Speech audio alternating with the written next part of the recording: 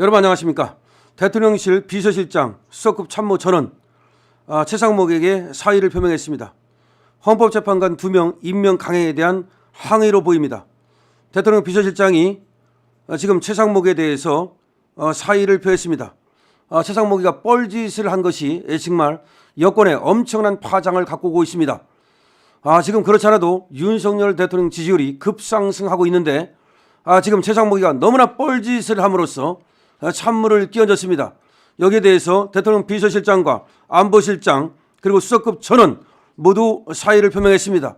다시 말하면 최상목 너 따위와 함께 일하지 않겠다는 겁니다.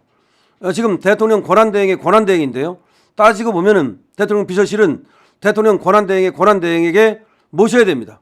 그렇지만 지금 최상목이 너무나 뻘짓을 하는 바람에 저런 또라이와 함께 일할 수 없다는 겁니다. 최상목 대통령 권한대행 부총리 겸 기획재정부 장관이 지난해 12월 31일 후보자 3명 중 2명을 전격적으로 상의도 없이 임명한 것에 대해서 대통령 실장들과 수석비서관 전원이 이를 거듭 사의를 표명했습니다. 대통령실은 이날 기자들에게 대통령 비서실과 정책실, 안보실의 실장 전부 다 외교안보 특보, 수석비서관 전원은 최상목 대통령 권한대행에게 거듭 사의를 표명했다고 전했습니다. 수석급 이상 참모진들의 거듭된 사의 표명은 최 대행의 헌법재판관 일부 임명에 대한 강한 항의의 뜻으로 풀이됩니다. 다시 말해서 지금 대통령 3실장 전원이 최상목에게 거듭 사의를 표명했습니다. 거듭 사의를 표명했다는 말은 떠나겠다는 말입니다. 안 하겠다는 말입니다. 지금 최상목이는 잡고 있겠죠. 자, 최상목이가 너무나 뻘짓을 했는데 말이죠. 아니 대통령 권한대행 한덕수도 못하던 짓을 지가 어떻게 헌법재판관을 임명한단 말입니까? 그리고 저 헌법재판관은 정통성이 있습니까? 앞으로 저 헌법재판관을 갖다가 권한대행에 의해서 임명된 놈 이렇게 볼 텐데 제가 하는 저런 어떤 헌법재판이 정당성이 있겠습니까? 아니 세상에 대통령이 임명하도록 돼 있는 헌법재판관을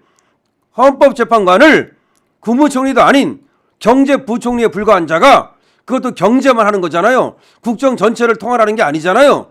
그래도 국무총리는 대통령을 도와서 국정 전체를 통할하고 그 다음에 국무총리는 그래도 임명될 때도 국회의 동의를 받아야 되고 그래서 어느 정도는 그래도 대통령을 대신할 수 있고 그리고 헌법에도 만약에 대통령이 없을 때에는 국무총리가 대신하는 것을 상정하고 있단 말이에요.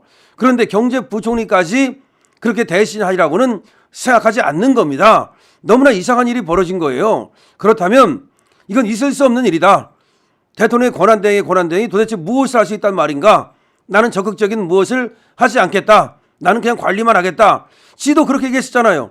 근데 뭐에 속아가지고 어떤 민주당 놈한테 속아가지고 누구한테 협박받아가지고서 도대체 대통령의 권한대행이 헌법재판관을 임명한단 말입니까? 그러니까 지금 대통령을 모시는 비서실장이라든지 안보실장이라든지 정책실장으로서는 가소로운 거예요. 정말 가소로운 거예요.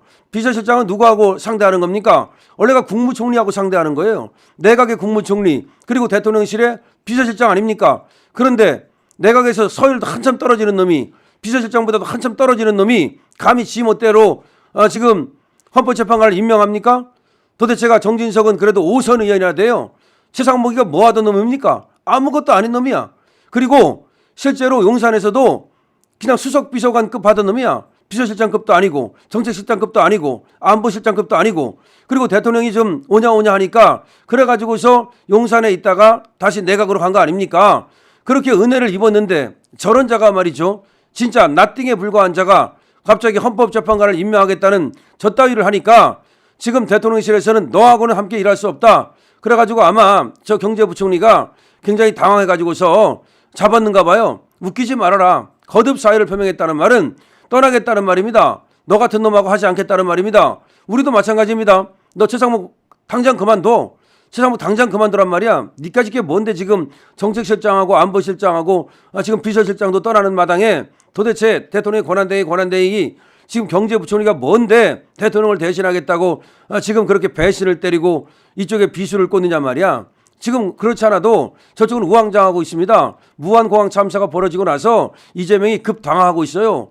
저 책임은 전부 다 민주당 책임이란 말이죠. 저 무한공항 참사는 정치 참사입니다. 인재입니다. 쟤들이 되지도 않는 비행장을 밀어붙이고 비행장을 만들었다가 그 참사가 지금 일어난 것이고 여차하다 보면 저것이 쓰나미가 돼서 민주당을 덮칩니다. 저것들이 민주당을 덮칠까 봐 무한공항 참사라고 안 하고 제주항공 참사라고 하고 그렇게까지 신경을 쓰고 있고 엄청나게 가가지고 눈물을 흘리는 척하고 무릎쇼를 하고 스톱쇼를 하고 그 이유가 있습니다. 원래가 저게 민주당의 참사기 때문입니다. 저것이 만약에 윤석열 대통령한테 돌릴 수 있었다면 마치 그 이태원 참사처럼 그것이 윤석열 대통령 탓이라고 아마 또 펌프질을 할 겁니다. 하지만 그렇게 할 수 없으니까 지금 숨죽이고 있는 겁니다. 오히려 그것을 덮기 위해서 윤석열 대통령에 대한 체포영장을 쳤다는 말까지 나오고 있는 겁니다. 이런 마당에 우리가 유리하게 돌아가는 마당에 도대체 무엇 때문에 최상목이는 헌법재판관 2명을 임명해 준단 말입니까? 아니 그 적법성을 따져보자고요. 도대체가 한덕수도 못한 그런 어떤 헌법재판관 임명을 어떻게 권한대행이 할 수 있습니까? 여기에 대해서 사람들이 얘기하기를 저자가 민주당으로부터 해요를 당했든지 협박을 당했든지 아니면 저자가 무슨 다음에 한 자리를 약속받았든지 그럴 것이다라고 의심하고 있습니다. 더군다나 이자는 용산에 있던 자고 더군다나 이자는 지금 윤석열 대통령한테 엄청난 은혜를 입은 자인데 이자가 처음부터 배신 때릴 생각이 있었다는 얘기가 있습니다. 이자가 오히려 말이죠. 한덕수 권한대행에게도 헌법재판관을 임명하자고 그렇게 꼬셨다는 얘기가 있습니다. 그렇게 얘기를 했다는 얘기가 있습니다. 그럼에도 불구하고 한덕수 권한대행은 그것은 내 권한이 아니다. 나는 대통령이 아니다. 라고 하면서 뿌리치고 나갔지 않습니까? 그런데 한덕수가 지금 헌법재판소에 가면 돌아올 가능성도 있거든요. 그런데 무엇 때문에 그렇게 서둘러 가지고서 도대체 헌법재판관을 임명한단 말입니까? 더군다나 대통령에 대한 체포영장까지 지금 발부된 이 시점에서 말이죠. 그렇기 때문에 최상목이는 네가 그만둬라. 네가 가라 하와이.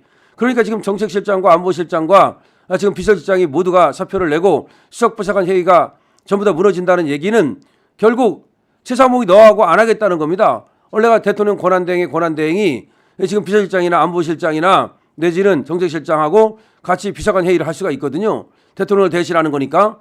하지만 그런 것들이 이제 못하게 생긴 것이고 누구로부터도 도움받지 못하고 지금 권한대행을 해야 되는데 어떻게 할 수 있겠습니까? 그럼 민주당이 시키는 대로 할 겁니까? 이번에도 우원식하고 5분 동안 비밀 대화를 한다고 했을 때 굉장히 많은 의구심이 있었어요. 혹시 저 우원식하고 뭐 주고받는다든지 뭐 비밀 대화를 통해서 어떻게 하는 거 아니야? 아니나 다릅니까? 지금 비밀 대화하고 나서는 사람들이 이렇게 저렇게 얘기하고 귀가 얇아가지고서는 어차피 윤석열은 끝났다. 윤석열은 돌아오지 못한다. 이런 식으로 하니까 민주당 편에 준설하고 지금 헌법재판관을 임명한 거 아닙니까? 자, 여기에 대해서 말이죠. 정진석 그리고 또 안보실장, 정책실장 모두 반기를 들었습니다. 이건 반기입니다. 최상목은 이제 물러나야 됩니다. 갈 데가 없습니다. 최상목 아웃입니다. 강실업 팀입니다. 구독과 공유 부탁드립니다.